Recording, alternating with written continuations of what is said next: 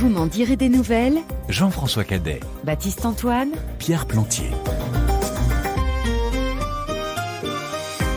Bonjour, bonsoir. Aujourd'hui, on bouge dans VMDN. On se met en mode mouvement à travers le mouvement de la mode grâce à une exposition qui nous raconte le corps en mouvement à travers l'histoire de la mode du XVIIIe siècle à aujourd'hui. Costumes de promenade ou de bain, tenues d'Amazon ou de cycliste, manteaux d'automobiliste ou robes de tennis, paires de flâneurs 1941 ou sneakers des temps modernes. Elles ont de quoi nous surprendre, ces quelques 200 œuvres qui nous montrent à quel point, avec les soubresauts de l'histoire, l'évolution des mœurs et le progrès technique, la place du vêtement a évolué en ce qui concerne la pratique des activités physiques et sportives. L'exposition La mode en mouvement est donc à découvrir à Paris, au Palais Galliera, le musée de la mode de la ville de Paris.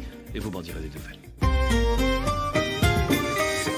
Bonjour Marie-Laure Guton. Bonjour. Merci d'être avec nous. Vous êtes l'une des commissaires de cette exposition. Cette thématique du corps en mouvement, c'est l'approche des Jeux Olympiques de Paris qui vous l'a imposée ? Alors, c'est un sujet, ce lien entre la mode et le sport, qui nous tient à cœur depuis beaucoup d'années, puisqu'on avait participé à un projet avec le Musée national du sport de Nice en 2015, en mode sport, ça s'appelait à l'époque. Donc, c'est une réflexion qu'on a autour des collections qui remonte à quelques temps. Et c'est vrai que la perspective des Jeux olympiques et paralympiques de 2024, en tant que musée de la ville de Paris, puisque nos collections sont municipales, était une très belle opportunité de valoriser ces collections. Alors aujourd'hui, ce qu'on appelle le sportswear a largement acquis ses lettres de noblesse. Et quand on entre dans l'exposition, la noblesse, elle est déjà là dans le vêtement. En fait, les premiers modèles que l'on découvre sont là pour habiller visiblement des corps d'aristocrates. Alors effectivement, quand vous pénétrez dans la salle d'exposition, vous démarrez avec une vitrine consacrée au XVIIIe siècle. Cette vitrine... Alors, le principe du projet, c'est d'être basé vraiment sur les collections du Palais Galliera. Dans nos collections, nous ne possédons pas de pièces qui ont vraiment servi à une pratique du sport, entre guillemets, au XVIIIe siècle. En revanche, ce que l'on traduit à travers les œuvres qui sont présentées pour cette période chronologique, pour le siècle des Lumières, ce sont des vêtements et des accessoires qui expliquent la contrainte du corps, la manière dont ce corps est empêché finalement dans son mouvement. Donc, on vous présente une robe à la française, qui est une robe que l'on porte avec un corps à baleine. Donc, on imagine un vêtement très près du corps, baleiné, qui contraint vraiment le buste. Des paniers qui créent un volume très important au niveau des hanches. Et puis, ça se caractérise cette robe à la française par des plis plats, qu'on appelle des plis à la Watteau, dans le dos et qui donnent ce jeté très, très élégant. Et donc on est là au XVIIIe siècle, au moment des Lumières, au moment où le regard commence à un petit peu changer sur le corps. Complètement, puisqu'à ce moment-là, à la fois des personnes du corps médical, finalement, des humanistes, des philosophes, s'interrogent sur ce rapport du vêtement au corps et justement vont à l'encontre de cette idée de contrainte, d'absence de mobilité possible, qui d'ailleurs caractérise une classe aristocrate qui n'a pas besoin de bouger. Une femme n'a pas besoin de se pencher pour ramasser quelque chose, elle a du personnel pour le faire. Et effectivement, des humanistes, notamment Rousseau en 1762 dans l'Émile, va justement revenir sur cette problématique en disant que c'est contre nature finalement d'autant contraindre le corps. Donc l'idée, c'est que le vêtement féminin à cette époque-là devient, entre guillemets, plus lâche. Alors, on va le voir évoluer, effectivement. Pour le vêtement masculin aussi, d'ailleurs, même s'il permettait davantage de mouvement, puisqu'on est avec un habit gilet culotte déjà en place depuis les années 1660, qui permet plus de mobilité que le vêtement féminin, mais qui, notamment, au niveau de l'entrejambe, donc de l'attribut masculin, est assez contraignant aussi. Et les critiques se portent aussi sur cette contrainte du corps masculin. Mais effectivement, on va voir ce vêtement évoluer, notamment sous l'influence de l'anglomanie. Les Anglais ont bien avant nous eu cette pratique du sport d'extérieur, même du sport tout court, puisqu'ils faisaient de la boxe, de la lutte, mais beaucoup de chasse, d'équitation, etc. Et sous cette influence anglaise de la fin du XVIIIe siècle, on va voir effectivement ce vêtement évoluer et on va avoir des formes qui permettent la marche. Alors la marche, justement, vous me tendez une perche, si j'ose dire, Marie-Laure Guton. Il y a une paire de chaussures que l'on découvre là aussi dans la première partie de l'exposition. Et quand on la voit avec nos yeux d'aujourd'hui, on se dit mais c'est absolument pas une paire de chaussures adaptée pour la marche. Il n'y aurait qu'à voir le talon. Tout à fait. Alors, elles sont très haut perchées, effectivement, très effilées également à la pointe. Et donc là, on est également sur une autre contrainte au niveau du pied. Jusqu'au début du XVIIIe siècle, les hommes sont eux aussi perchés sur de très hauts talons. Les femmes, ça va perdurer jusqu'à la fin de ce siècle. Et là aussi, de la même manière, certains médecins, et notamment un médecin hollandais, critiquent cette contrainte du pied en expliquant que depuis tout petit, on va mutiler finalement le pied en le contraignant. Et Madame de Genlis, notamment dans ses mémoires, explique que petite, on a dû la confier à un maître pour lui apprendre à marcher. Et elle dit elle-même, mais je pensais savoir marcher. Non, on m'a appris à marcher. On va courir, on va sortir à pied pas en berline. On va pouvoir en laisser voir un peu plus haut que la bottine. Ah, que d'après de soins quel tracas pour la chambrière. Enfin, c'est fait, elle paraît, la Parisienne armée en guerre. On la voyant, on devient fou et l'on ressent là comme un choc, comme un choc, comme un choc. Ça rend petit fou, ses petits pieds font ta, ça rend petit fou, ça rend petit fou, ses petits pieds font ta, ça rend petit fou.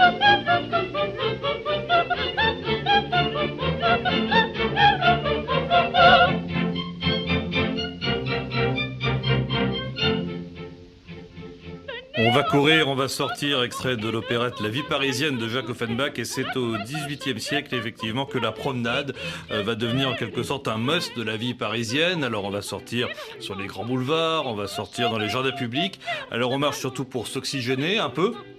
Et on marche encore plus sans doute pour se montrer, Marie-Laure Guton. Il faut donc être à la fois élégante et un peu plus à l'aise ? Alors, le vêtement permet effectivement cette marche. On va voir pour les femmes apparaître l'ensemble, ce qu'on appelle un caraco-jupe, donc un petit corsage porté avec une jupe finalement moins contraignante pour se déplacer, moins volumineuse. On voit les talons des chaussures se diminuer. Et effectivement, les théories hygiénistes qui se mettent en place vont aboutir à cette idée que la promenade est bonne pour la santé, etc. Et puis, effectivement, c'est un lieu où l'on se montre, où l'on se voit, où l'on se croise, où l'on se parle, où l'on se rencontre. Et c'est un vrai lieu de sociabilité. Alors, vous exposez plusieurs costumes de promenade. Il y en a un qui date de 1867, il correspond à peu près à ce que vous venez de nous décrire, d'ailleurs, Marie-Laure Guton. Et puis, il y en a un autre qui est un peu plus récent, que vous datez aux environs de 1900.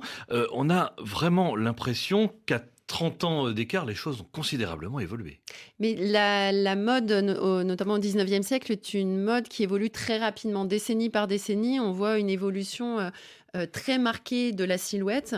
D'où aussi cet intérêt de présenter au Palais Galliera cette histoire de la mode pour comprendre aujourd'hui toutes les étapes par lesquelles nous sommes passés pour avoir le vêtement actuel. Et c'est vrai que sous le Second Empire, donc quand on présente cet ensemble, ce qu'on appelle un petit costume qui est dédié à la marche et à l'excursion, c'est un petit boléro porté avec une jupe, qui est une jupe à crinoline. Donc, en dessous de la jupe, on porte une cage en métal et en textile qui sert à créer ce volume de cloche très conséquent sous le Second Empire. Mais l'astuce de ce type de pièce pour les excursions, ce sont les liens qui sont placés sur la jupe et qui permettent de relever le tissu.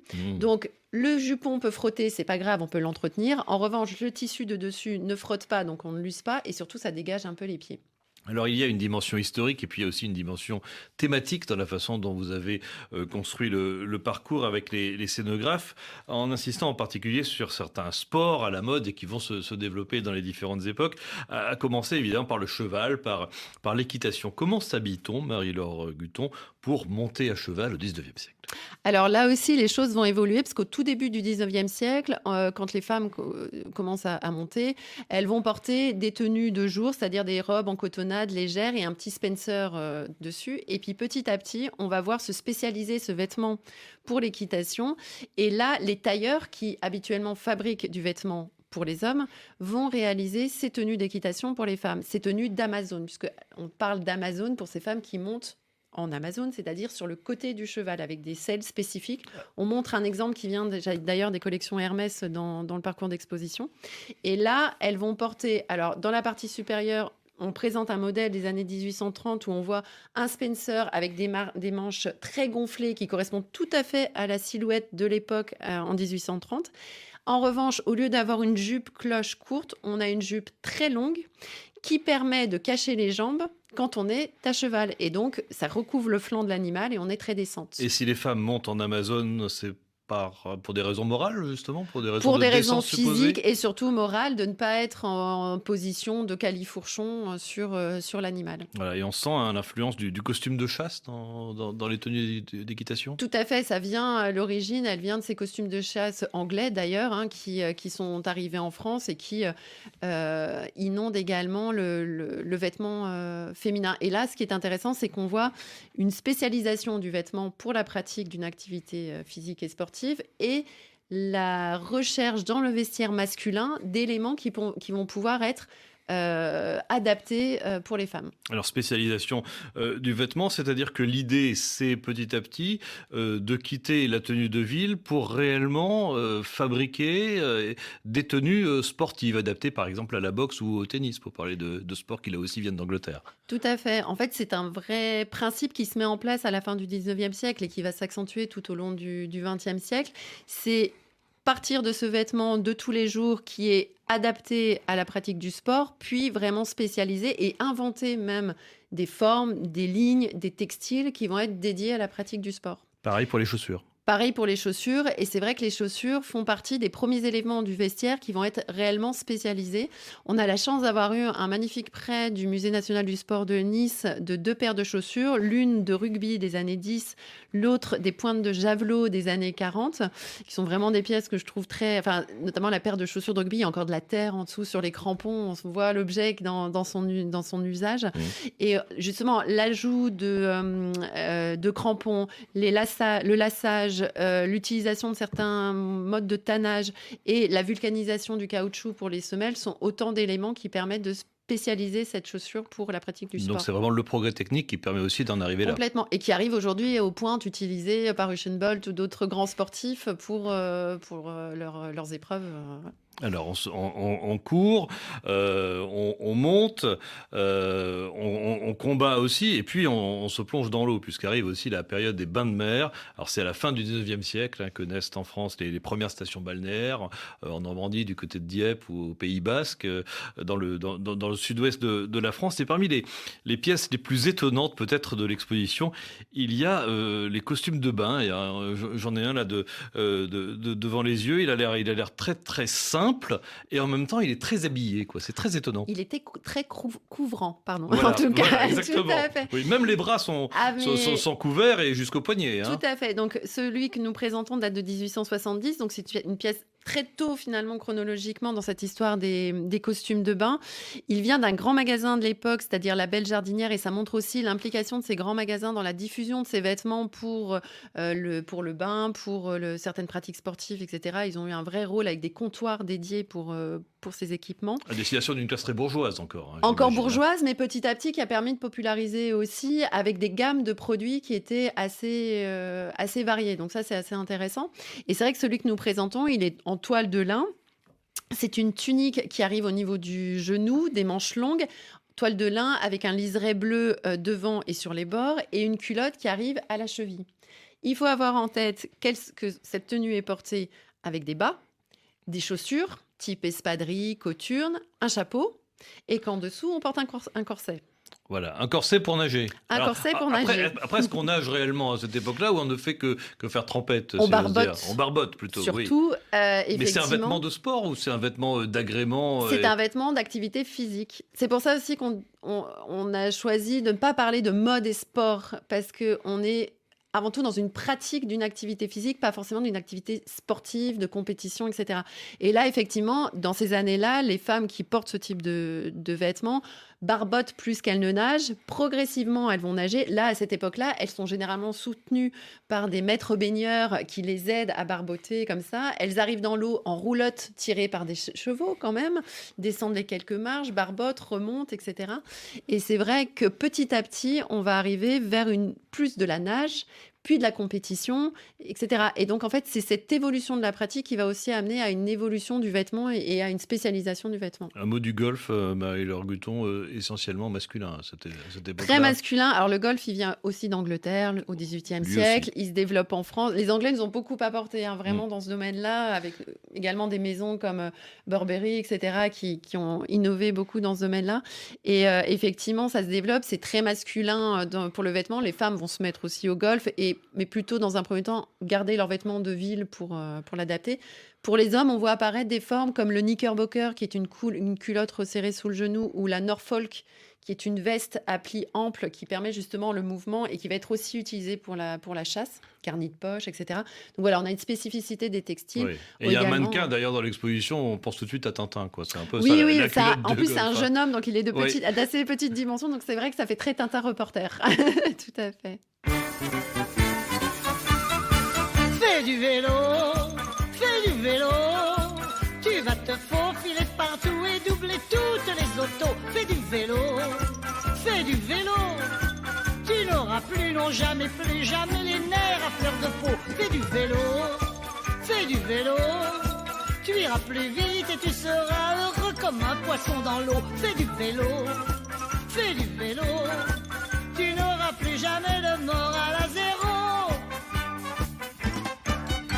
C'est le seul moyen de se refaire une santé. Un peu de courage, allez, faut pédaler. Prends ta bicyclette et tu seras toujours à l'heure. Baisse la tête et t'auras l'air d'un coureur. Fais du vélo,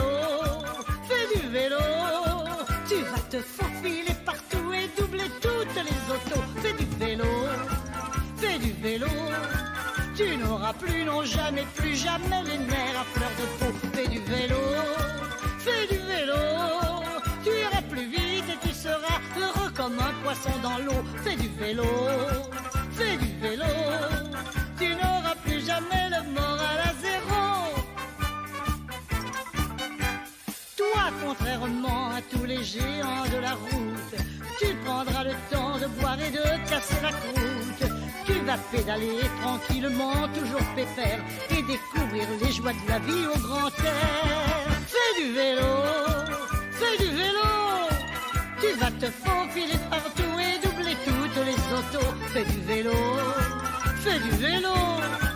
tu n'auras plus, non jamais, plus jamais les nerfs à fleur de peau. Fais du vélo. Georgette Plana dans VMDN sur RFI avec Marie-Laure Guton, co-commissaire de l'exposition La mode en mouvement à découvrir au Palais Galliera, le musée de la mode de la ville de Paris dans le 16e arrondissement de la capitale française. Et c'est à partir des années 70, à 1870, que les Français commencent à faire du vélo, qui s'érige un peu comme le symbole de la liberté de mouvement. Alors les Français et les Françaises aussi. Et là, c'est un petit peu plus compliqué parce que ces dames doivent enfourcher leur monture et donc écarter les jambes. Et pour ce faire, elles doivent porter la culotte au sens propre, parce que contrairement à ce qu'on parle au cheval qu'on évoquait tout à l'heure, on ne peut pas monter en Amazone sur un vélo. C'est quand même plus compliqué, Marie-Laure Guton.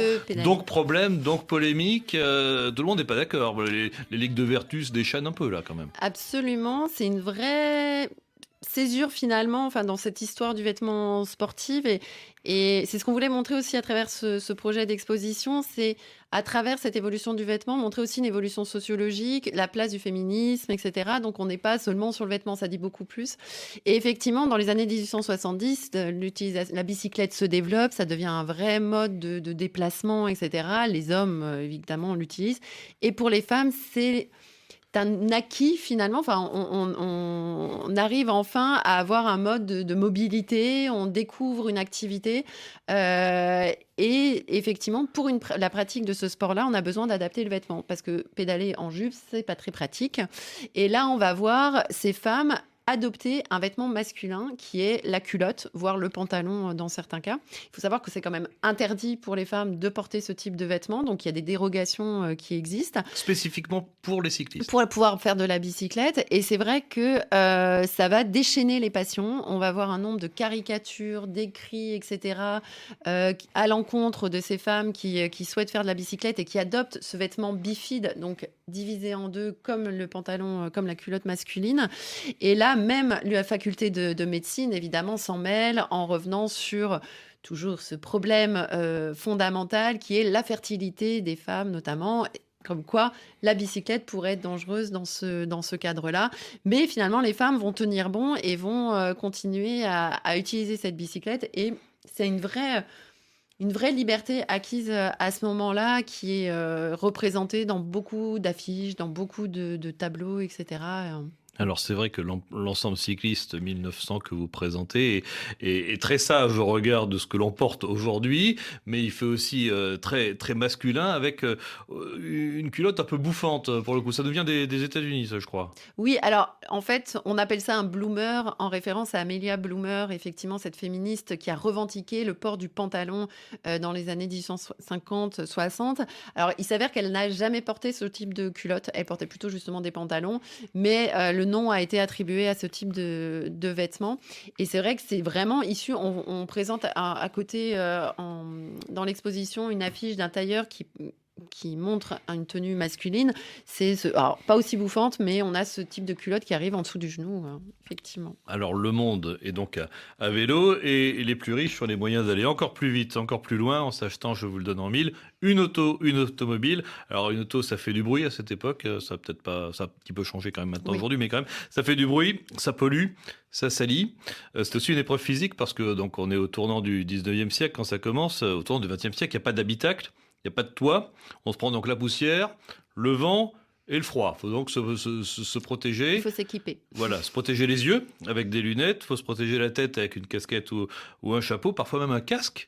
Tout à fait. Et puis, il y a même une peluche. Alors, on a presque l'impression d'être à côté d'un igloo là, quand on voit cette peluche. C'est vraiment impressionnant, Marie-Laure Gouton. Absolument. Alors, je pense qu'il faut se mettre à la place des gens, notamment dans les campagnes, qui voyaient débarquer ces uluberlus à bord de leur voiture vrombissante à plus de 15 km/h. C'était une folie. Voilà. Mais effectivement, il faut imaginer ces véhicules quand même assez imposants, bruyants. À l'intérieur, ces hommes et ces femmes vêtus ou de cache-poussière qui sont des sortes de manteaux en toile de lin ou de coton pour protéger justement de la poussière puisqu'on n'a pas d'habitacle.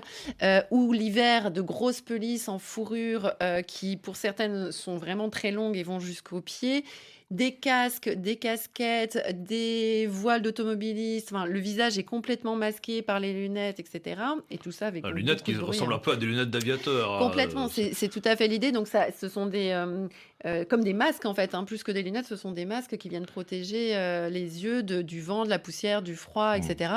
Donc, on a un vrai équipement pensé pour cette pratique de l'automobile. Donc, les grands magasins, les équipementiers vont proposer à leur clientèle de nombreux modèles. Il y a une grande diversité d'offres. C'est assez impressionnant d'ailleurs de se dire qu'on propose autant de choses, mais c'est indispensable de s'équiper pour pratiquer. Ouais, elle est vraiment impressionnante, cette vitrine dans l'exposition. La pelisse, c'est du poil de quel animal ? De chèvre, semble-t-il.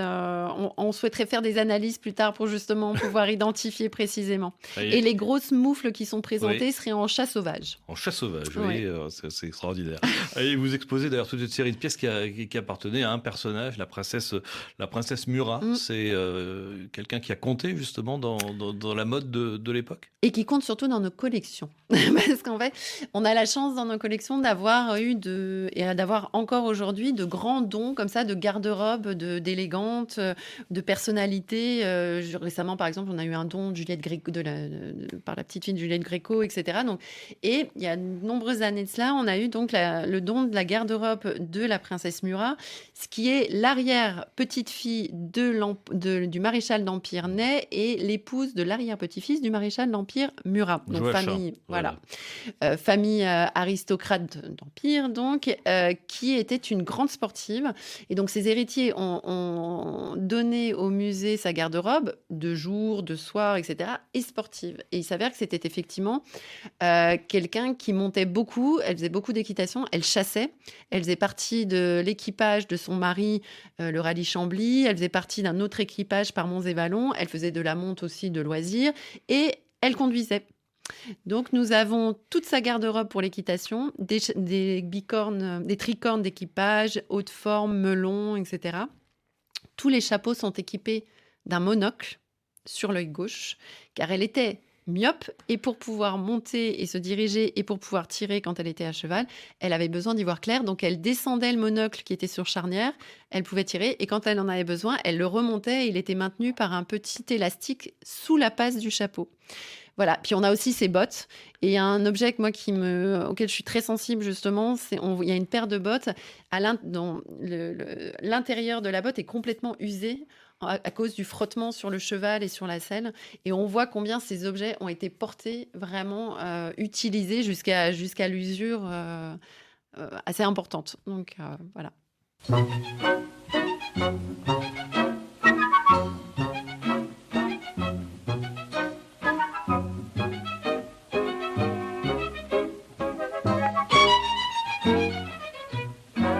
Ne me demandez pas si j'aime la Grâce, ne me demandez pas si j'aime Paris. Autant demander à l'oiseau dans l'espace s'il aime le ciel ou s'il aime son nid. Autant demander au marin qui voyage s'il peut vivre sans la mer et le beau temps. Autant demander à une fleur sauvage s'il en peut vraiment se passer de printemps.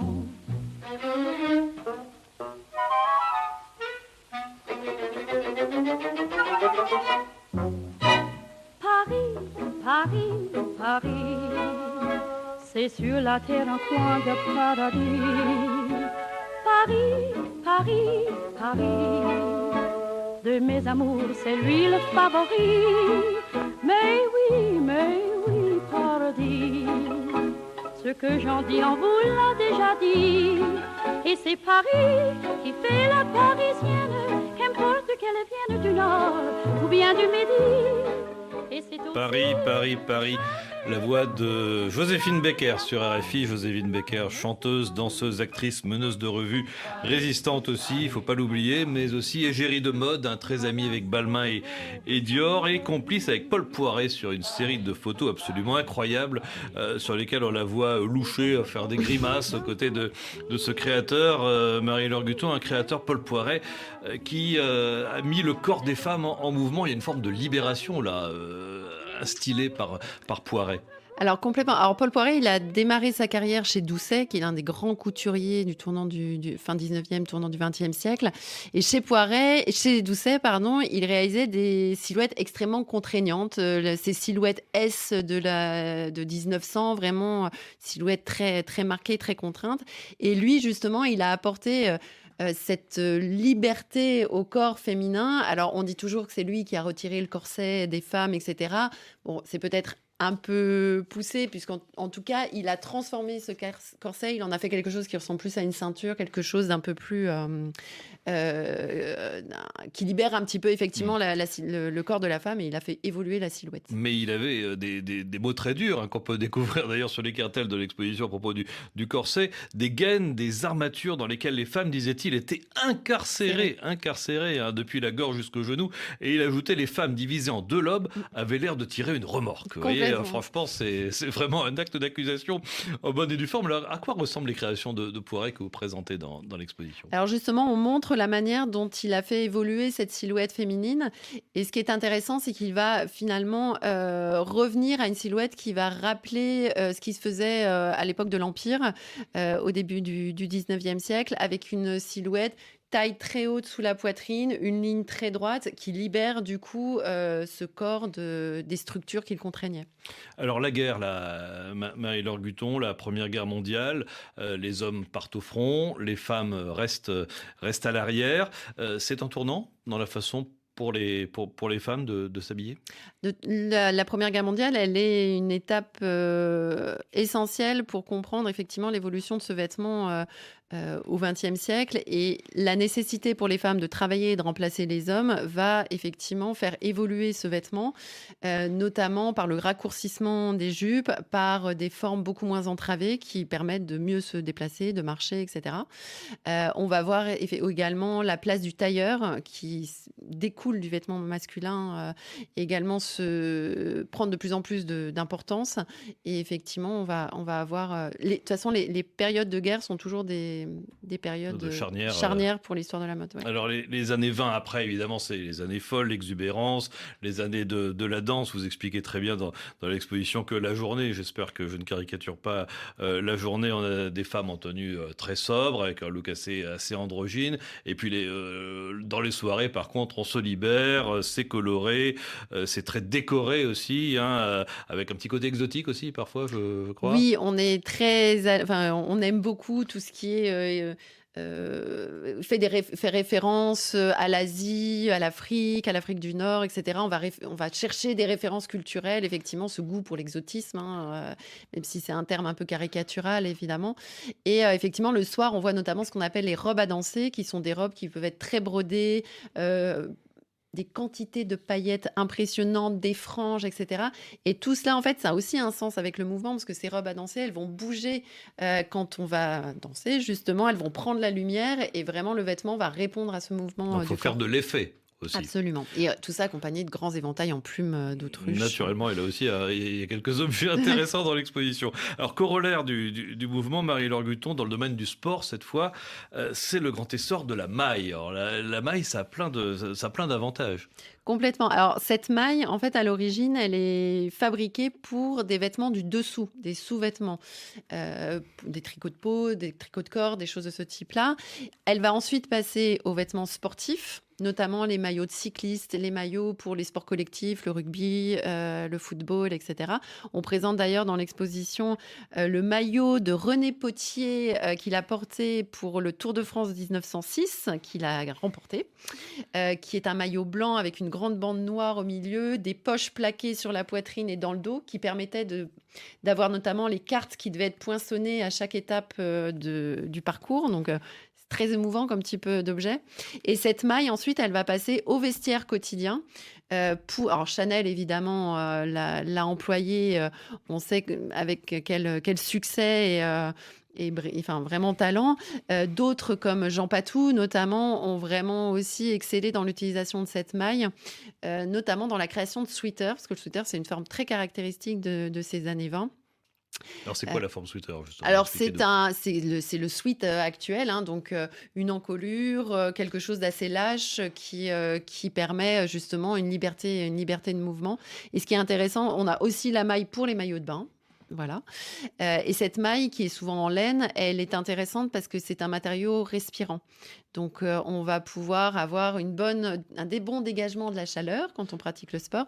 Le problème, c'est qu'une fois que la laine est trempée, pour sécher, c'est plus compliqué. Donc voilà, c'est le pendant négatif. Alors, il y a effectivement, comme vous en avez cité à l'instant, il y a aussi des sportifs qui sont mis en lumière dans l'exposition, et une sportive en particulier, Suzanne Lenglen, qui a donné son nom à l'un des cours de Roland Garros. C'est une station de tramway juste à côté de chez nous. D'ailleurs, pour information, Lenglen, qui est une figure de mode pour Patou, justement. Oui, alors Jean Patou a collaboré avec Suzanne Lenglen pour créer ces tenues, justement, pour le cours.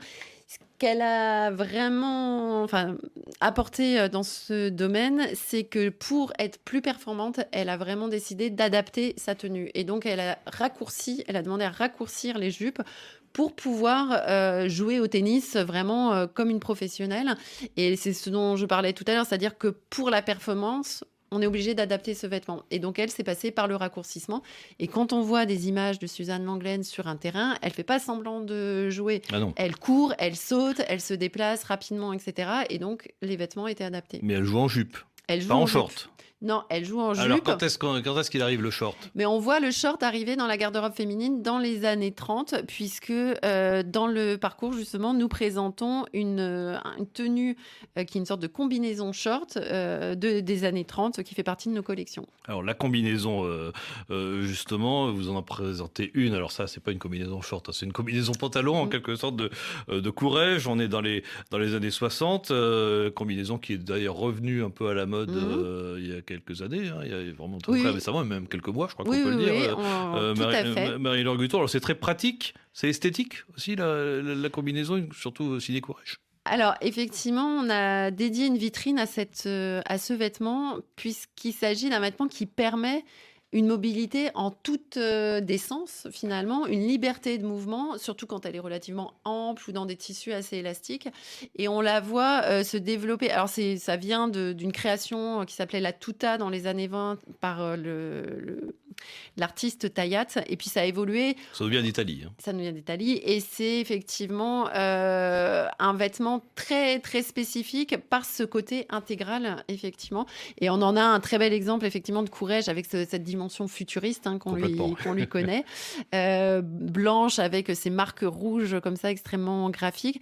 Mais on a un très bel exemple aussi de la maison Lanvin qui s'inspire plus de la tenue d'aviateur ou une combinaison d'Issey Miyake présentée en 70 lors du défilé Miyake and 12 Black Girls où il a fait défiler 12 femmes noires qui sautaient, dansaient, enfin vraiment étaient très actives sur le podium, dont Grace Jones. Alors, parmi les pièces que vous exposez, je crois qu'il faut aussi qu'on commente l'affiche de l'exposition. Marie-Laure Guton, alors, on a fait un petit saut dans le temps. Là, pour le coup, on a vraiment des mannequins en mouvement et en maillot de bain. Alors, on a l'impression d'une liberté, d'une libération totale quand on regarde cette affiche. Alors, c'est une photographie de Knapp qui date de 1970. Et Knapp était un photographe qui a travaillé pour elle et qui a d'ailleurs été directeur artistique du magazine. Et effectivement, cette photographie, elle est très importante pour nous parce qu'elle signifie justement toute cette énergie, ces corps dynamiques qui créent le mouvement. Et là, elle porte des maillots de bain on voit comme le maillot de bain a évolué quand même entre notre costume de bain des années 1870 et ces maillots qui sont d'ailleurs des maisons comme Erez, Prise Unique, etc. Donc des choses qui étaient assez accessibles à ce moment-là. Et on trouve, cette image, elle est importante pour nous parce qu'elle résume assez bien toute cette idée de mouvement dans la mode. Voilà, et quand on avance dans la dernière partie de l'exposition, on se rend compte à quel point le streetwear et le sportswear ont fait ami-ami, si j'ose dire. Alors, ça se voit par exemple à travers le hip-hop et le basket pour le prêt-à-porter, mais aussi dans la haute couture. Hein. Par exemple, il y a un ensemble Yamamoto qui est avec les 3 bandes Adidas, qu'on a presque l'impression d'une sorte de jogging haute couture, quoi. Absolument. En fait, à partir notamment des années 90, on voit vraiment ce lien de plus en plus ténu entre l'univers de la mode et l'univers du sport. Les collaborations qui sont de plus en plus importantes entre des équipementiers et des maisons de couture.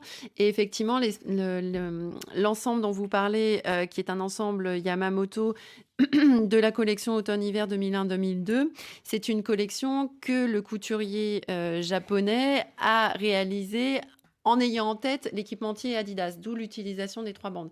Il a demandé à Adidas de lui fournir des modèles de baskets pour le défilé. Et suite à cette collection, en 2003, est née la marque Y3, qui est la première véritable collaboration entre une maison de couture et un équipementier. Et donc la fusion de ces deux univers qui se concrétisent par cette marque. Et puis il y a aussi, donc on parlait du basket, mais il y a aussi la basket et les fameuses sneakers. Alors on a parlé à plusieurs reprises dans cette émission à travers une autre exposition d'ailleurs qui a évolué pas mal à travers l'Europe. On pourrait faire d'ailleurs une émission complète et sans doute davantage sur les sneakers et sur la basket en tant qu'icône de mode. Marie-Laure Guton, premier accrochage donc en ce moment jusqu'au 15 mars, ensuite deuxième accrochage, ensuite troisième accrochage. Chaque fois vous allez donc changer les différents modèles et nous faire découvrir de nouveaux univers. Absolument. Alors, notre musée a d'importantes contraintes de conservation préventive pour ses collections, parce que ce sont des collections fragiles. Donc, c'est vrai qu'on souhaite aborder cette thématique de la mode en mouvement sur 2 années. C'est ambitieux. Et pour cela, nous présentons 3 accrochages successifs. Donc, il y a un grand nombre de pièces qui sera systématiquement remplacées à chaque fermeture, parce qu'on sera obligé, évidemment, de fermer quelques semaines pour remplacer les œuvres. Mais ça permettra aussi aux visiteurs de revenir et de voir de nouvelles choses à chaque fois. Merci beaucoup Marie-Laure Guton. Fin de l'opération donc prévue le 7 septembre 2025 au Palais Galliera. Merci beaucoup. Merci.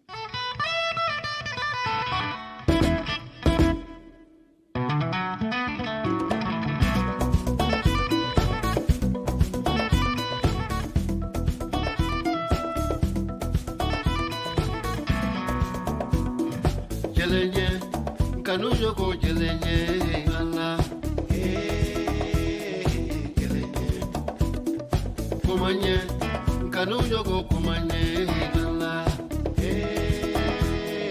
kumanye. Ibulu dema, kanu yogo ibulu dema, nala, ibulu dema, debilelefe, debilelefe, debilelefe, debilelefe, debilelefe, debilelefe, ala.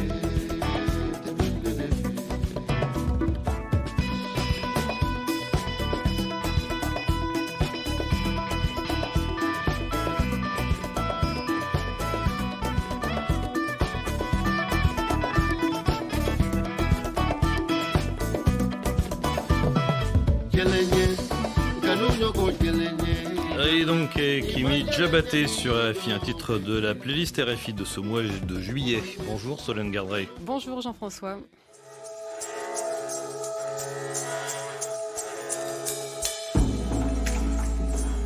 Alors Solène, vous allez nous emmener aujourd'hui dans le quartier de la Goutte d'Or, dans le 18e arrondissement de Paris, à travers une exposition qui met justement ce quartier à l'honneur.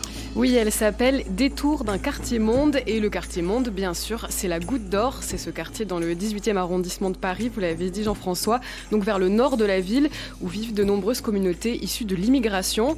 3 artistes commissaires sont derrière cette exposition, Simon Roubi, Natif Makari et Smaïl Kanouté. Ils vont commencer à travailler ensemble pendant la pandémie et le confinement. Eux qui sont habitués à voyager aux 4 coins du monde, les voilà contraints à rester chez eux.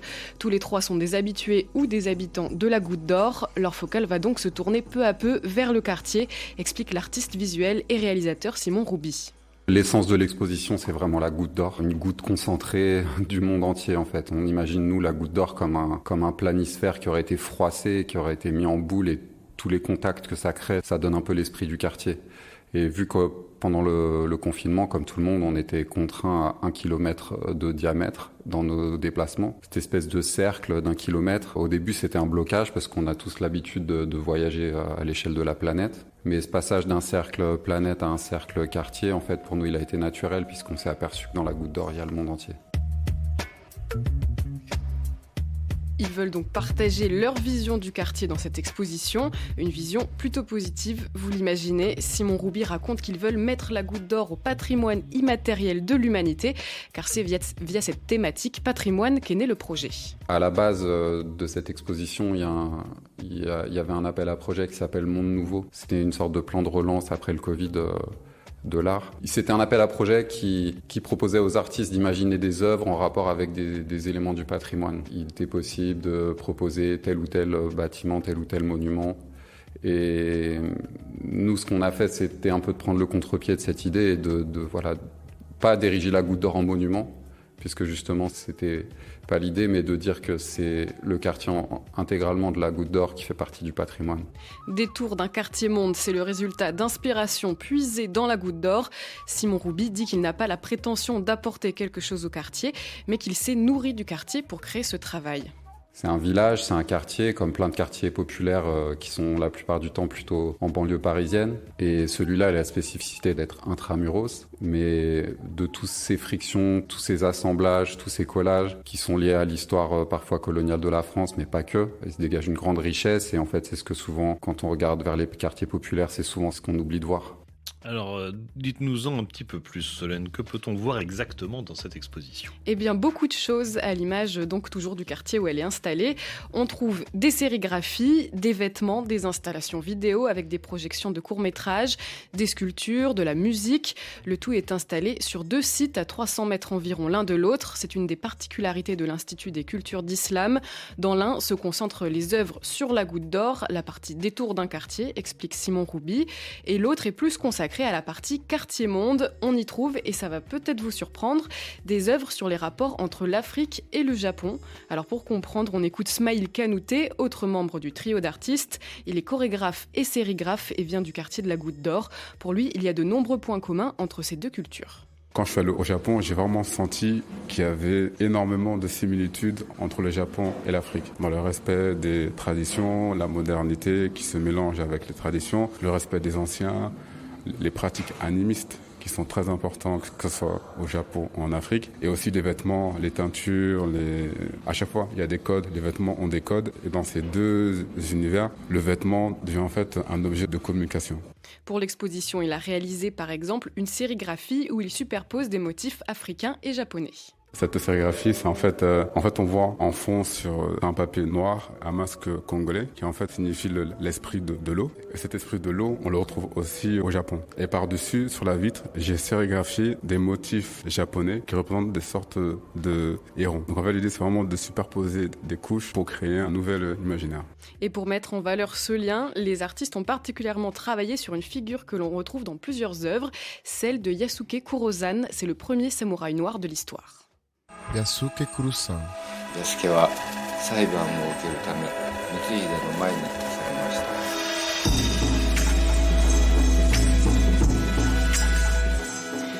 Vous venez d'entendre l'extrait d'un court-métrage réalisé par Smaïl Kanouté et projeté dans l'exposition. Lui est fasciné depuis longtemps par ce samouraï, Yasuke Kurosan. C'est un esclave africain qui a vécu au XVIe siècle et qui, après être passé aux mains des Portugais, des Jésuites, est affranchi par un chef de guerre japonais. Ce personnage va être le lien initial entre les 3 artistes et commissaires de l'exposition, qui sont tous passionnés par cette histoire. Et comme le lien Japon-Afrique n'est pas évident au premier abord, c'est un bon moyen de le vulgariser, explique Smaïl Kanouté. Je pense qu'il y a eu des liens oubliés dans le sens où en fait le Japon est une île qui en fait est restée fermée pendant des siècles et des siècles. Ils ont su préserver ces traditions et cet héritage millénaire. Et comment c'est que l'humanité est née en Afrique, il y a forcément eu des rencontres, il y a forcément eu des choses qui se sont mélangées et que les Japonais ont aussi préservé par rapport en fait au reste du monde. Pour moi, les Japonais, on arrive à se comprendre directement parce qu'on a culturellement, on utilise d'autres codes et d'autres formes, mais au final, c'est la même chose en fait. Alors aujourd'hui, la figure du samouraï noir est de plus en plus populaire. Netflix et Hollywood veulent d'ailleurs faire des films dessus. Mais si vous ne voulez pas attendre et que vous voulez en découvrir plus, direction donc l'Institut des cultures d'islam. Donc l'exposition est gratuite. Il y a même des visites guidées gratuites chaque samedi après-midi. Et c'est à voir jusqu'au 30 juillet. Voilà, et en sortant, on a toujours la possibilité d'aller faire un petit tour dans ce quartier de la Goutte d'Or qui est particulièrement animé. Je précise, Solène, que l'Institut des cultures d'islam est ouvert ouverte tous les jours, sauf le lundi. Merci beaucoup. C'était Solène Gardré. Dans une poignée de secondes, après une très courte pause, c'est le journal en français facile, bien sûr sur RFI. Quant à nous, on se retrouve demain avec le rappeur Lomé. Alors, comme son blaze nous l'indique, il est originaire du Togo, du moins en partie. Son album s'appelle Miracle, avec ou sans S. Le S est entre parenthèses. Il nous le présentera donc demain et vous m'en direz des nouvelles.